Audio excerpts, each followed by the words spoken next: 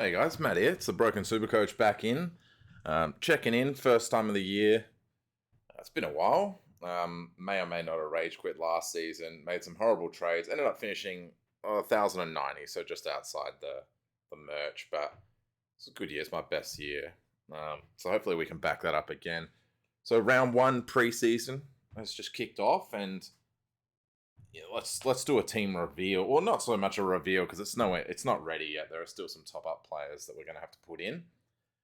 But just sort of give people an idea about where my team's looking, um, what my thought process is, and we can have a chat about whether or not there's any rookies that we need, because currently the situation is dire when it comes to rookies. I think everyone knows. So I've got basically nearly every playing rookie.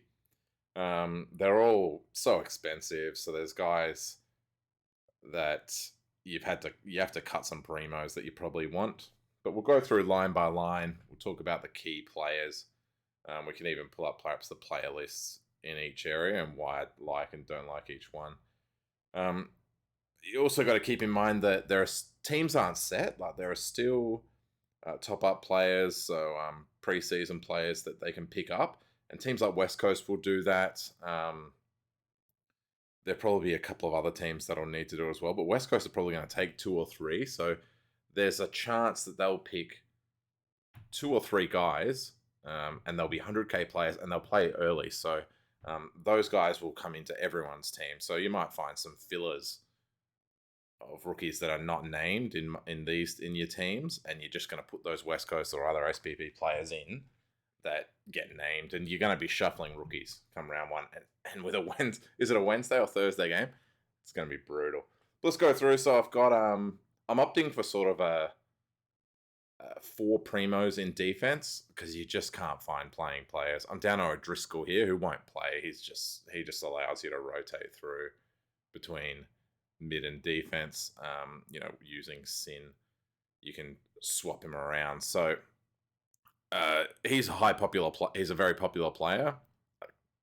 If he plays, he plays. Otherwise, maybe one of the West Coast SPP players will fit in here. But Lloyd, Stewart, Ridley, Whitfield for me. Other options are things like Short, Zeeble, or Dawson was looking good for a while, but he's probably going to be one you look at in the mid-season unless he plays next week for the Crows at 550. But Whitfield at 500, absolute no-brainer. You're not going to get 22 games out of him, sadly, because he never plays 22 games. But at 500, I think you have to take him with DPP as well. Lloyd's just set and forget in defense. He probably lost his scoring power last year. He wasn't as big as he was in years gone by, but for 580, you pick him, you put him in. If Mills was still a defender, or if Laird was still a defender, you would have obviously picked them over Lloyd this year, and there'd probably be cause for debate about whether Lloyd is the best defense guy to pick, but those guys are now midfielders, and Lloyd is still a defender. So Tommy Stewart, paying 580 for him, but he's always been good for me. He rarely misses games. Always scores well. He's only young. Calf injuries last year. I hate calf. Whenever I hear calf or shoulder, you'll know if you watch my channel for all the year. If I hear shoulder or calf, I hate it. I don't want to know about him. But Stewart's always reliable. 580 though. Could you do Short instead of Stewart? Yeah, maybe. I don't know what's wrong with Short. I like Short, actually. I had him last year and he was really good. And Ridley, I'm just hoping to catch that ceiling. But again, I could do Ridley for Short. But I'm hoping to catch Ridley. I'm hoping he has a similar year to how he started last year. Got hurt by the concussion a bit and never was quite the same. So hopefully he's over that now, and this year he can have those huge numbers we were seeing with him. But with Caldwell back and Parrish playing that role, I'm not sure we're going to see those type of numbers. Rookies, there are three. I suppose Sin counts as a fourth that you could have here, but I've currently got Sin sitting here. Hate it. But, McCartan, look good. Looks like he'll play. Is there a risk that he play? And he's DPP defense forward, which is nice. Looks like he'll play. There's probably a risk that, if they want to play Buddy, can they fit Paddy McCartan in at the same time with Logan McDonald? Maybe not, but I don't think it sounds like they're not going to play Buddy early. They might, but if he's named, he's in, and he's on field for me. It looks like he's scoring enough. DeConning absolutely ripped up against Gold Coast. He'd been in my team early. He's a very popular player. I think if you don't have DeConning in either your defense or your forward, you're probably trolling. So get him in. Hopefully he gets named again. We're touch wooding on all these, but ripped up against Gold Coast. So you got to be happy with that. Gibcus played well. Looks good. Looks like a playing rookie. I don't really care for him here or there.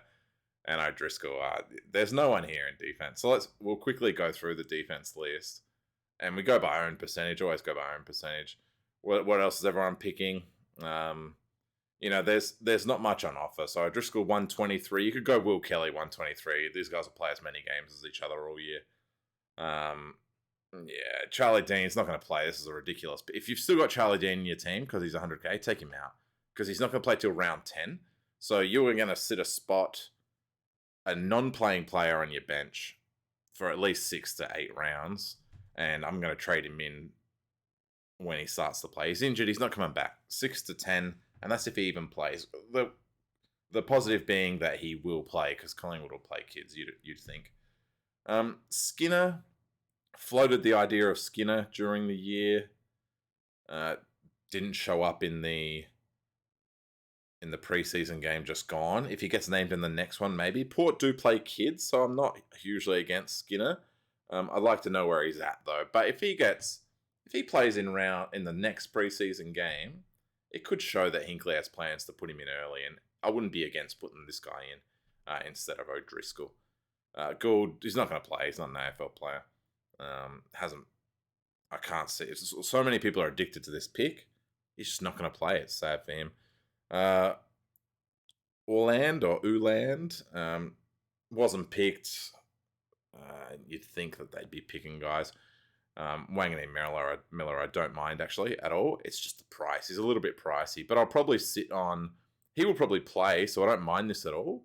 And I might even put him in now just because I prefer him over O'Driscoll, and I won't forget about it. So they're the guys so far.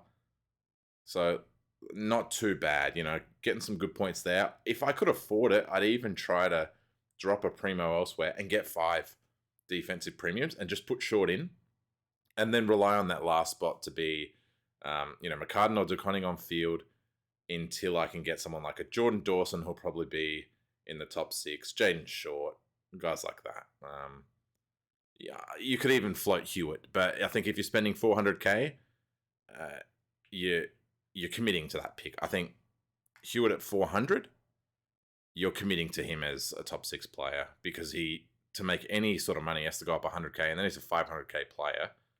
And if he's a 500k player, then you're just playing him. So you're committing to him as a primo at 399, 350. I'd be on. So he's the type to watch if he drops a weak score in the first 3 rounds and is scheduled to go down, then hey, you could do some shuffling with him. Well, let's look at the mids. Midfield, I can't believe I'm only doing 3 premium mids, and I don't like that one of them is Lachie Neale, but money-wise, we're so starved for cash, as we know, because all these rookies are so expensive. We're just starved for cash. So McRae, set him, forget him. Look, Miller, I'll let you know I had Miller before he ripped up against Geelong last night. I'm still umming and ahhing about whether I'll have him or Steele or Oliver. But last year I wanted to get Miller all season. I just could never get to him.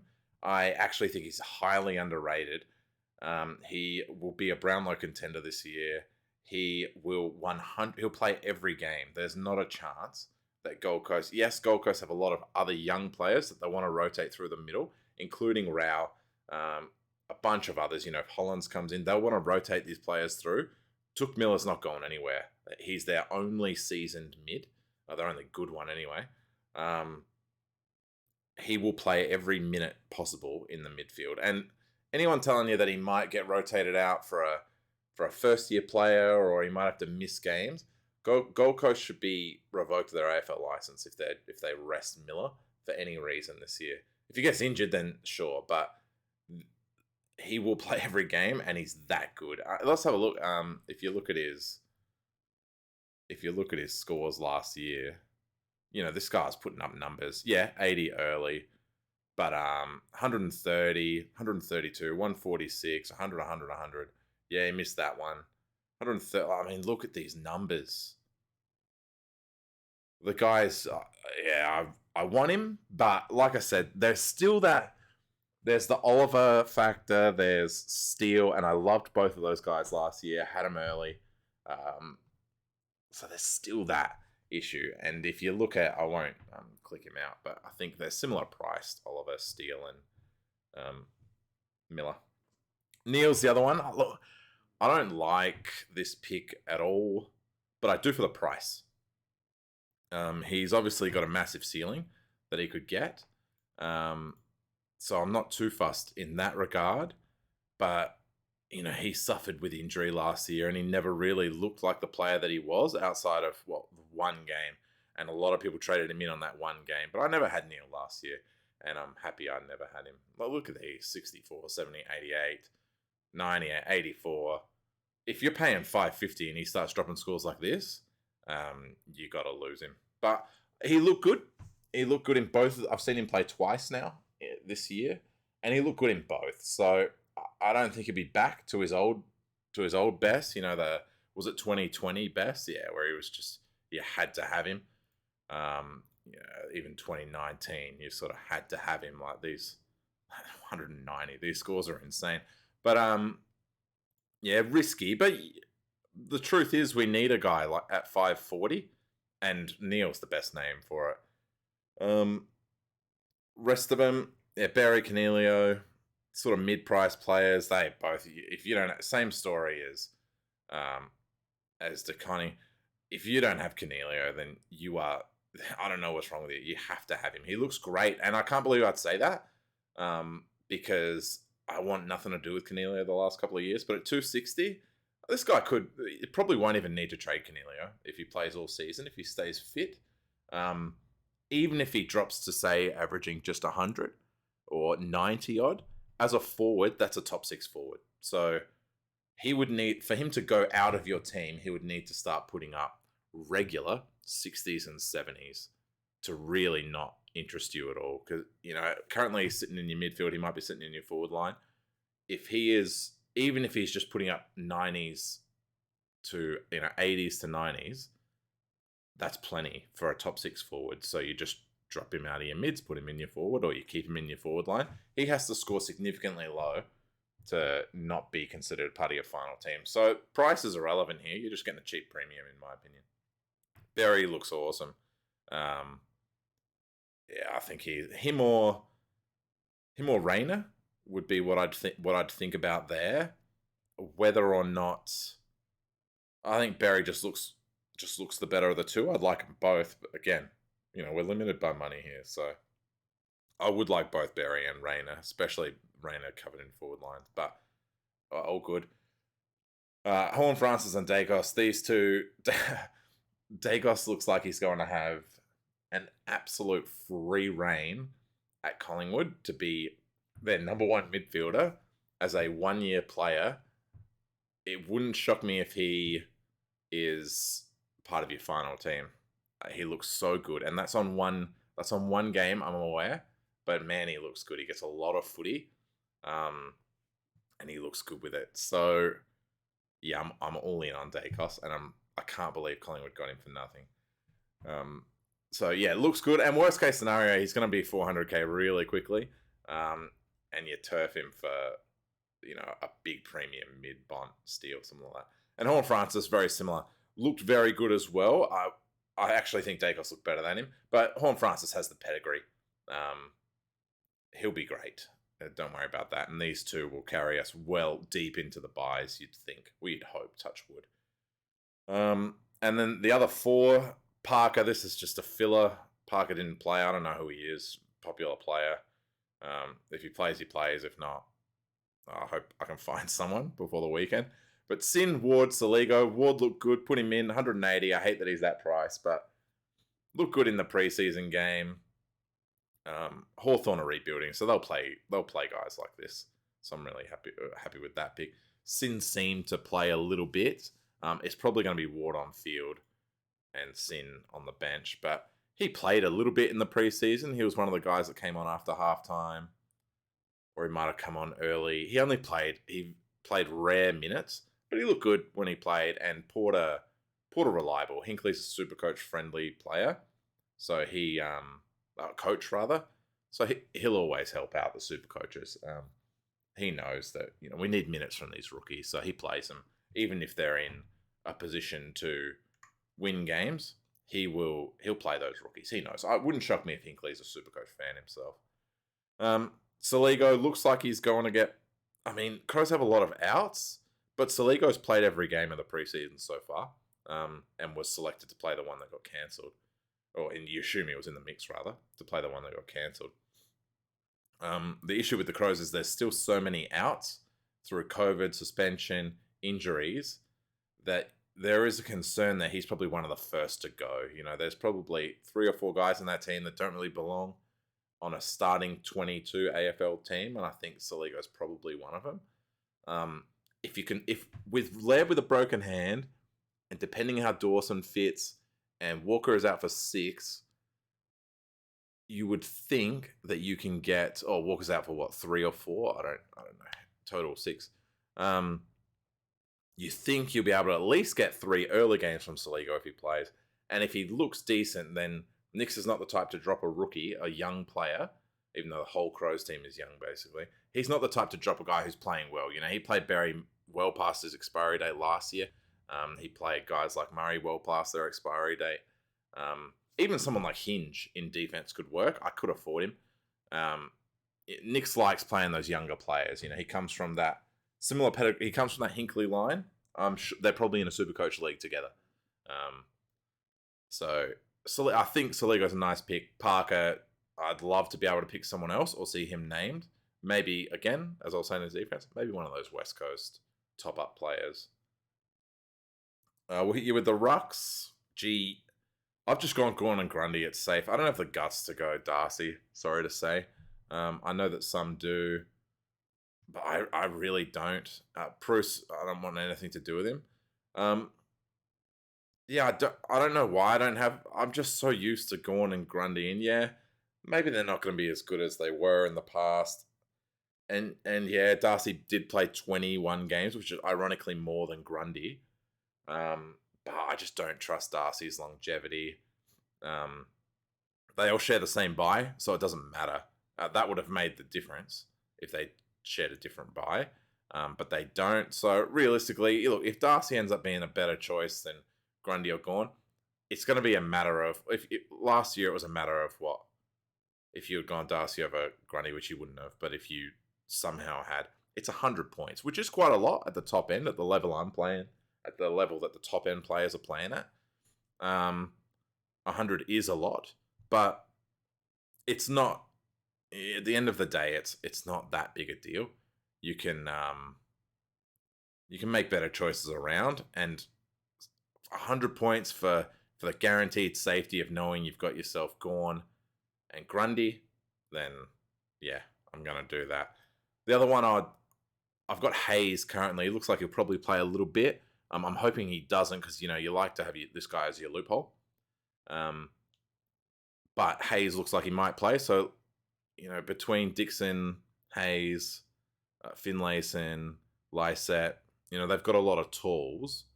But Hayes is a true ruckman, whereas Dixon and Finlayson are forwards. So he may get a run here or there. Perhaps Lysette's not the fittest bloke. He may get injured occasionally.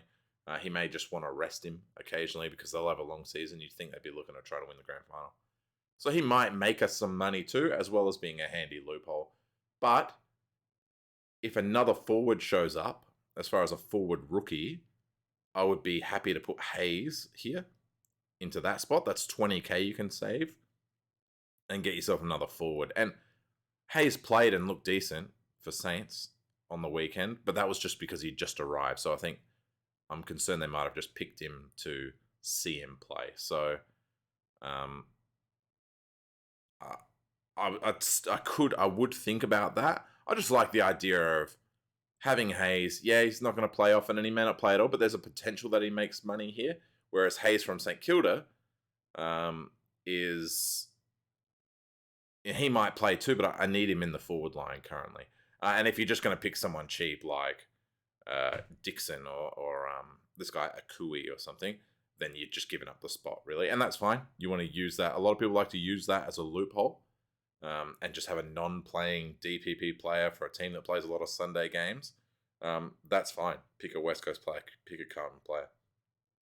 Pick the cheapest. Save the money. That's cool. Because you know you're going to have Gawn and Grundy all year. Or Darcy. If you're picking Braden Bruce as your starting ruckman to save money, you're not playing. Like, just write yourself off. He was suspended in round 1, which is even worse now. So people will start. This number will go down. But he'll get switched out with Briggs. They've also got another guy. I can't remember his name, but he'll be in here. Or will he? Let's have a quick scan. He won't be because he doesn't count as a ruck, I guess. They have 3. Flynn. So they'll have Flynn, they'll have Briggs, and they'll have Bruce. They'll rotate through. GWS don't know who their ruckman is. Maybe it's Bruce, maybe it's Flynn, maybe it's Briggs, maybe it's a combination of all 3 all year.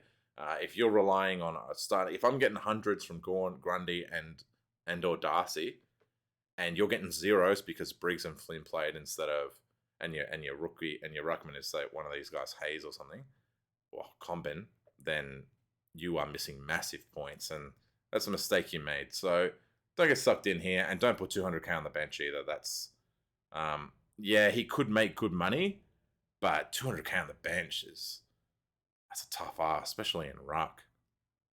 If you had the money to spare, maybe, because he probably will increase 100k, 150k, so he probably will make that money back. I'm just so opposed to the idea of having 200k on the bench when you can have 120 or 100 on the bench, and these guys will probably end up playing. So, certainly something to think about. Anyway, it's good that we've got another option in Darcy. I don't hate the Darcy pick. And like I said, if they shared buys, if they had alternate buys, I would have that player in who had the alternate buy. But Freo, Collingwood, and Melbourne all play at the same time, so I'll have a buy at the same time. So it's absolutely meaningless. And I'll go with the 2 proven guys over the guy who had 1 good year last year. And lastly, the forward line. I've gone three premiums. Butters is a premium, regardless of his price, $4.43. Dunkley, Taranto, I like him.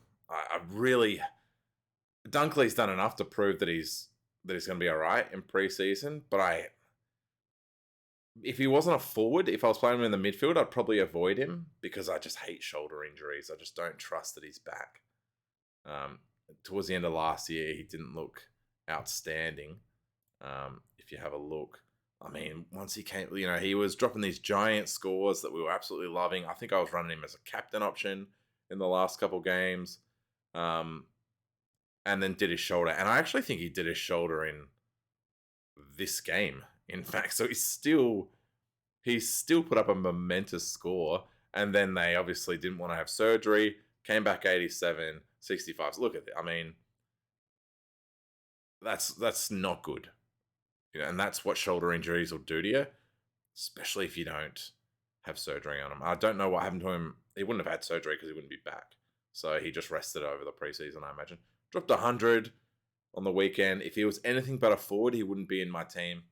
But you need forward premiums, and I like him as the option. Taranto at 520, my eyes lit up when I saw this. Taranto's a good player. And again, I said it before, you only need your forwards to score 80 or 90 for them to be a top 6 forward. So don't get caught up in the fact that Taranto's not dropping 130 every game, or he's not playing 80%, 90% midfield. He's switching with Green in the middle or Cornelio in the middle, or, Josh Kelly's taking minutes off him or something like that. It doesn't matter. It doesn't matter. If one game he drops 120 and the next he drops 80, that's an amazing forward score. We're not looking for 120s from every player. Sometimes you just need a guy to score 90, and Taranto will do that for us. Last year he was a really nice mid pick, if I remember rightly. Yeah, I mean, sure, he had a 60 here or there, 85, 102s. If you looked at this last year, I mean, these are worrying. But if you looked at these last year and saw and took that as one of your top 10 mids, yeah, sure, I'd agree with you. You'd actually think this guy's this guy's junk. I'm getting hurt here. But as a forward, if you look at these numbers, these are very decent numbers. To get an 87, to get a 94. I don't like these 50s and 60s. Yeah, sure, but they're forward numbers, so don't get sad. And the ceiling 140, 131, yeah, 114, 126. The ceiling is nice. So, yeah, I'm really in on Taranto and Butters. I think Butters is going to be one of these Supercoach players. As long as he's listed as forward, he's going to be a set and forget type player coming up. Last year looked really nice before he got injured. Everyone was planning to get this guy in before he got injured. And you wouldn't have even gone wrong if you had tried to get him back in when he was 380 something. I mean, he didn't go up because he dropped a 40 in the final game, but you wouldn't have gone wrong if you had traded him in again late or if you held him throughout his injuries. I don't know why you would have held a guy for 12 rounds, but if you did, it's looking good. Yeah. Yeah, again, he's a young player, so he's going to have 50s. He's going to have some lower games. That's cool. For 440, he's extremely low risk. And I think the more he plays midfield, especially with Robbie Gray out now, who'll play a lot of midfield minutes. Assuming Robbie Gray is out, I assume he is for 3 or 4 weeks now. He may get back for round 1, maybe. But yeah, I really love the Butters pick. And rookies I've actually got. I think Butler played, if I remember rightly, and like I said, Hayes, I'm concerned that he doesn't play, but Rochelle is in there with. I mean, I'm a Crows fan, so this is a bit of a bias speaking, but Rochelle looks the absolute goods. He'll play every game. Looks like he will score goals. He knows how to score goals. He gets a lot of ball up the ground. Looks like absolute money. I wouldn't say he's as good as Dacos or Horn Francis, but in his role as a forward mid, he looks fantastic. So put him in your team, put him on field, he'll carry you to the buys. Zeri's another one where there's talk where he played and looked nice. There's talk that he'll be their number 1 or 2 ruck based on training numbers. They're a young team, so they'll want to use a young ruckman. I know they've still got some other guys around there, but they'll want to use that young ruck, and they want to get minutes into their young ruck. So I think Zeri's going to get a lot of time, and for 200k, we want him to do it. McGuinness, yeah, played, looked good, and I think Butler played. I can't remember now. Apologies for that one. And if he didn't, then there's still a hole here in the forward line. Hopefully we can top that up. But that's the team. I don't think I've missed too many notable players as far as popular guys. Rao is one of them. Yeah, I'd love to have Rao. Don't get me wrong. I'm just trying to think of who else. But Holland's not getting picked, so I don't know what his deal is. Expect to see him this year, but I'll trade it. Unless he gets named in round 1, I'll trade him in. Yeah, like I've spoken about Steele. I'm not going to speak about Will Kelly while he's not playing. Oliver, I've spoken about him. I'd love to have him. Sicily's one. I used to be a big fan of Sicily. Before he got injured, I always had him in my teams. I don't trust the guy. His scores are way too volatile, and at 448, you pick him as a top 6 defender, and I just don't think he's a top 6 defender. Dusty. 32% of people are going to get absolutely burned by the Dusty pick. At 500, at 400, at whatever. Very short preseason, 30 years old. Injury complaints towards the end of last year. This is such a dangerous pick unless you're a really big Dusty fan and you can't go without. And I might be wrong here, but if you can't go without picking Dustin Martin, then pick him. But he's a total avoid for me. Yeah, like I said, I'd love to fit Raul in, especially at 342. Shoulder injuries worry me a lot, like a whole lot, especially for a young lad. And a lot of people are basing this guy's potential around 4 games of AFL football in 2022. So in 2020, let's think about that. yes, these are insanely good numbers, but that is what this guy's getting based on. Where he did his shoulder here, and then last year uh, injured again, and did not look good when he came back. These are not good numbers for a guy that you got paid 342,000 for. You need this guy to be dropping hundreds regularly, 90 to 100 regularly, to pay off on a 342 pick. So think about that. That said, he looked good against Geelong, and if he looks good in round 2, I may pick him. The only other one I'll talk about just quickly is Cripps. I'm never falling for Cripps ever again. Cripps is done. At 450, it's low risk, but same story. You're picking him as a top 10 mid. I think there's the chance that for the first 6 rounds, I'll get a lot of comments of people saying, "Oh, remember what you said about Cripps? He's a trap. He's a trap." But that's because Walsh is out. When Walsh comes back, Cripps will go back to his classic scores of last year, which is to enable Walsh, who is the better player of the two, like factually the better player. So he takes a step back so Walsh can get more footy. Perfect team man in Paddy Cripps, and these are the numbers you'll get out of a bloke that you paid 450,000 for, and you will not get paid. Last year he finished at 399. If you started him, you lost nearly 200,000. These are the sort of numbers that he ran around at. So 411, 418, 420. He's at 450. He's worth exactly the type of numbers you're getting out of him in the 80s. If you go, a year earlier, he's still putting out shocking numbers. So I just don't see it. You have to go back many years to see Cripps look really good, and even then, he always had those games where he just absolutely vanished. New coach. They want to win, and no Walsh early. So don't get me wrong. I think Cripps could be really nice, but at 450, you're relying on him to be a top 10 mid, and I think I can name 10 better mids than him. And that's about it. That's about all I'll talk about for the most part. Oh, Charlie Dean as well. I spoke about him, didn't I? So, Heaney's another one, 450. I've been burned by him too many times. I can understand people wanting to pick him at 450. He's not for me, thank you. It's too. I've been burned by Heaney way too many times. He probably cost me a top 1,000. He probably cost me a top 500 position last year, in fact. So I'll never go near him again, and I'll be happy to watch. If he gets 120 every game, I'll be happy to sit and watch it happen because I don't want him in my team. So sometimes Supercoach is like that. So cheers, guys. It's good to be back. I'll drop another video next week after round 2 if we've made some changes.